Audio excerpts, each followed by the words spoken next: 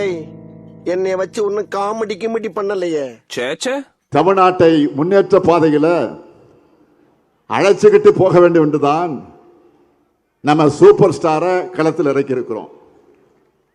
2026 தேர்தலோட super star யாரு? அது ஒண்ணு இல்ல, யாரு? தேர்தல் அறிக்கை சூப்பர் ஸ்டார் யாரு?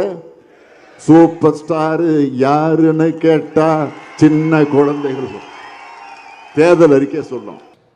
தமிழ்நாட்டில் எம்ஜிஆருக்கு அப்புறம் ஒரு பிரபலமான ஒரு தலைவராக ரஜினிகாந்த் அவர்கள் வரணும்னு நினைச்சார்.